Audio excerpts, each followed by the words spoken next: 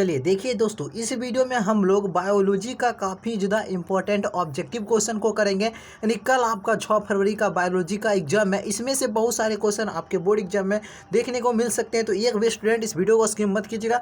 चलिए वीडियो को शुरू करते हैं। देखिए पहला क्वेश्चन क्या है और कई बार क्वेश्चन पूछा भी गया है। ईस्ट में प्रजनन मुख्यतः किसके माध्यम से होता है? तो यह मुकुलन के द्वारा होता है। और पूछेगा हाइड्रा में भी आपका मुकुलन के द्वारा होता है, दोनों को याद रखें। दूसरा, अदरक में कायिक प्रवर्धन किसके द्वारा होता है? राइजोम के द्वारा होता है। भ्रूणपोष में कितने क्रोमोजोम होते हैं? 3 क्रोमोजोम होते हैं, ठीक है। 3 गुणसूत्र होते हैं, याद रखिएगा। ऑप्शन नंबर क्या हो जाएगा? सी नंबर। द्विखंडन किस में पाया जाता है? अमीबा, पैरामीशियम दोनों में पाया जाता है। इनमें से कौन अंडपरजक प्राणी है? तो देखिए अंडपरजक आपका मुर्गी हो गया, सांप हुआ, मगरमच्छ हुआ, ये सभी आपका अंडपरजक है।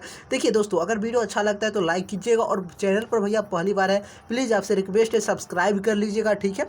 चलिए पादपों में एम्फीबियन या अभयस्थानी किससे संबंधित है? तो यह ब्रायोफाइट से संबंधित है। वायु परागण किसमें नहीं पाया जाता है? तो ये सेल्विया में नहीं पाया जाता है, ठीक है। चलिए भ्रूणपोष की सेंट्रल कोशिका है या द्वितीय केंद्रक है? परागकण मुख्यतः है या नरीगुमक है?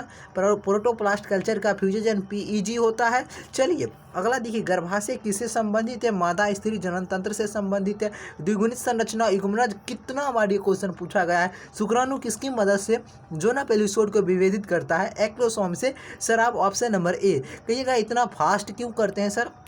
देखिए सर, देखिए क्या है, ये सारे क्वेश्चन हम आपको एक बुझी रिवीजन हम आपको करवा रहे हैं, ठीक है। चलिए एक्रोसोम इनमें से किसका संभाग है? मानव शुक्राणु के सिर का है। किसमें? मानव शुक्राणु के सिर का। Option number A. किसी खास समय एवं स्थान में किसी खास आबादी की मृत्यु की संख्या को मार्टेलिटी कहा जाता है, ठीक है। चलिए अगला देखिए, कॉपर टी रोकता है। देखिए कॉपर टी जो रोकता है निषेचन को रोकता है। कई बार क्वेश्चन पूछा गया है। मनुष्य में स्त्री में पूछा है तो 44 + XX हो जाएगा। पुरुष पूछेगा तो 44 + XY हो जाएगा।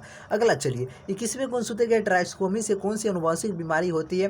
तो याद रखिएगा सभी स्टूडेंट, यह डाउन सिंड्रोम होती है। पृथक्करण के सिद्धांत को और क्या कहते हैं? पृथक्करण के सिद्धांत को और क्या कहते हैं? युग्मकों की शुद्धता का नियम कहा जाता है। चलिए अगला है, Z/W तरह का लिंग निर्धारण देखा जाता है या मोर में देखा जाता है। अनुवांशिकता के नियम को किसने प्रस्तावित किया था? तो सभी स्टूडेंट याद रखे गए, मेंडल साहब जी ने प्रस्तावित किए थे। अगला चलिए, इनमें से कौन सा रक्त समूह है सार्वभौमिक रक्तदाता है? यानी सभी को रक्त प्रदान कर सकता है ब्लड ग्रुप। और यूरेसिल किससे संबंधित? देखिए यूरासिल जो संबंधित है यह आपका RNA से संबंधित है। और पूछेगा थायमिन किससे संबंधित है? तो यह DNA से संबंधित है। दोनों क्वेश्चन को याद रखिएगा, बिल्कुल याद रखिएगा। मनुष्य के हिमोदंता का मुख्य कारण क्या है? UV बीटा किरण का अवशोषण, बिल्कुल सही उत्तर हो जाएगा। अगला देखिए, क्या सहलगनता समूह की संख्या उस कोशिका के लिए क्या होगी जिसमें 2n = 14? तो उस कोशिका के लिए आपका 7 हो जाएगा, ठीक है।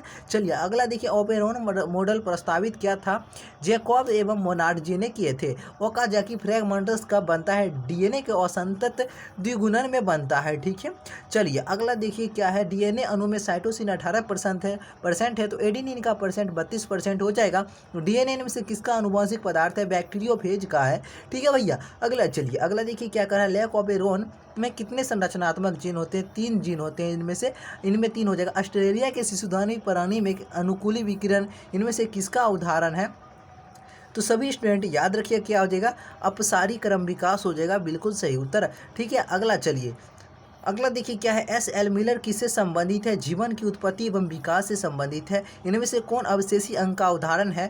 देखिए अवशेषी अंग का इनमें से कौन उदाहरण है? बर्मीफॉर्म अपेंडिक्स हो जाएगा, ठीक है। चलिए एंटमीवा इनमें से क्या है? यह प्रोटोजोआ है। निम्न में से कौन जीवाणु से होने वाली बीमारी नहीं है? देखिए जीवाणु से होने वाली बीमारी आपका इनमें से कौन नहीं है? तो सभी स्टूडेंट याद रखिएगा, ये आपका इन्फ्लुएंजा नहीं है, ठीक है। अगला चलिए, एलर्जी के कारण निकलने वाला रसायन कौन है? देखिए हिस्टामिन क्या है? हिस्टामिन, सभी स्टूडेंट याद रखिएगा हिस्टामिन, बिल्कुल सही उत्तर हो जाएगा। सीरोटीन आपका नहीं होता है, ठीक है। चलिए HIV निम्न में से किस कोशिका पर आक्रमण करती है? T हेल्पर कोशिका पर। निम्न में से कौन यौन संचारित रोग है? देखिए यौन संचारित जो आपका सिफिलिस है ना, ये यौन संचारित रोग हो जाएगा, बिल्कुल सही उत्तर हो जाएगा। बिडाल परीक्षण ज्ञात करने के लिए है टाइफाइड विधि है, बिल्कुल ऑप्शन टाइफाइड ये आपका कहते हैं टाइफाइड, हमको टाइफाइड हो गया है, बुखार लग गया है, ठीक है। तो उसमें बिडाल परीक्षण का जांच किया जाता है बिटाल परीक्षण से। ठीक है, मलेरिया रोग फैलता है मादा एनोफिलीस मच्छर से। ठीक है, अगला देखिए क्या इनमें से कौन जैव खाद नहीं है? बेसिलस थ्रूएंजिएसिस पूछा जाएगा क्वेश्चन आपसे। ठीक है, तो याद रखिएगा ताइचुंग इनमें से किसकी किस्म है? तो ये धान की किस्म है भैया, धान की। ताइचुंग किसकी किस्म है? धान की। इनमें से कौन गलत जोड़ी है? देखिए पूछ रहा है इनमें कौन गलत जोड़ी है। गुआने देखिए आपका थायमिन और यूरासिल एक साथ नहीं हो सकता, क्योंकि थायमिन आपका डीएनए का होता है और यूरासिल होता है ये आपका आरएनए का होता है। ठीक है, तो ये गलत जोड़ी है, बिल्कुल सही उत्तर होगा आपका ऑप्शन नंबर डी। ठीक है, चलिए क्या है निम्नलिखित किसकी अनुवांशिक विविधता जो है भारत में अत्यधिक होती है? देखिए आम की सबसे अधिक होती है। निम्न में से कौन सा एक कुकुट रोग है? अस्मट, हैजा, टाइफाइड, ए और बी दोनों। देखिए ए और बी दोनों आपका बिल्कुल सही जवाब हो जाएगा। ठीक है, ए और बी दोनों। अगला चलिए क्या है, प्रोबायोटिक्स क्या है? देखिए पूछा जा रहा है आपसे प्रोबायोटिक्स क्या है, तो सभी स्टूडेंट याद रखिएगा पूछा जाएगा। ये जीवित सूक्ष्मजीवी भोजन संपूरक है। दूध से दही बनाने में किस जीवाणु का प्रयोग किया जाता है? तो लैक्टोबैसिलस नामक जीवाणु का प्रयोग किया जाता है। देखिए भैया, और चैनल को अभी तक सब्सक्राइब नहीं किया जल्दी से सब्सक्राइब कर लीजिए, वीडियो को भी लाइक कर दीजिएगा। ठीक है, आपके लिए इतना मेहनत करते हैं तो आप लोग लाइक कर दिया कीजिए। पशुराइजेशन में गर्म करते हैं किसी भी तरल को 70 डिग्री सेल्सियस से 80 डिग्री सेल्सियस पर। ठीक है, चलिए बी लिम्फोसाइट का निर्माण होता है, ये इसमें इसका निर्माण अस्थि मज्जा में होता है और टी लिम्फोसाइट का भी अस्थि मज्जा में होता है। जल में इकोलाई की अधिकता किसकी सूचक है? वाहित मलजल प्रदूषण की ये इसका सूचक है। देखिए पूछा है गुआनिन, एडेनिन, थायमिन सर किस प्रतिबंधन एंडोन्यूक्लियस का अभिज्ञान स्थान है? तो आपसे ये क्वेश्चन पूछा जा सकता है। तो इको आर आई का है, बिल्कुल सही उत्तर हो जाएगा आपका इको आर आई।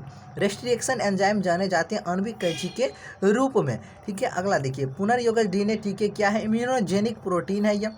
किसी भी जनसंख्या में उपस्थित समस्त जीन एवं उसका अलील क्या कहलाते हैं? ये जीन कोष कहलाते हैं, जीन कोष। अगला देखिए क्या है, इनमें से कौन सा निमेटोडा तंबाकू के पौधे की जड़ों को संक्रमित करता है? तो ये आपका कौन मोलाइडोजिन इनको गिनता हो जाएगा option number D. Eco R I enzyme का स्रोत है ई कोली है। जैव संश्लेषित उत्पादों का परिष्करण तैयार होकर विपणन के लिए भेजे जाने के पूर्व अनुप्रवाह संसाधन के अंतर्गत क्या है? इसका संसाधन के अंतर्गत क्या होता है? तो सभी स्टूडेंट याद रखिएगा क्या हो जाएगा, पृथक्करण और शोधन, ये दोनों होता है। ऑप्शन नंबर सी हो जाएगा सही उत्तर। क्राइजीन बॉल कृमि से किस फसल को बचाया जाता है? तो कपास को बचाता है। प्रतिजैविक प्रतिरोधी जीवाणु का प्रादुर्भाव इनमें से किसका उदाहरण है? किसी समुदाय में स्थित पूर्व स्थित विभिन्नता का। ऑप्शन नंबर सी हो जाएगा। पर मरुदी विधि अनुकूलन किस उदाहरण है? इसका उदाहरण भैया क्या है? सभी स्टूडेंट याद रखिएगा नागफनी हो जाएगा। ठीक है, चलिए थोड़ा सा हम फास्ट खींचेंगे। ठीक है, देखिए क्या है, पारिस्थितिक तंत्र में ऊर्जा का प्रवाह आहार श्रृंखला के अंतर्गत होता है। एक दिशिया होता है। जल धारण क्षमता इनमें से किसका गुण है? मृदा का गुण है। निम्नलिखित में से कौन सा पिरामिड कभी उल्टा नहीं होता है? तो कौन सा पिरामिड है कभी उल्टा नहीं होता है? तो ऊर्जा का पिरामिड कभी नहीं उल्टा होता है। ये क्वेश्चन पूछा जा सकता है। विश्व में पाए जाने वाले जैव विविधता हॉट स्पॉट की संख्या कितना है?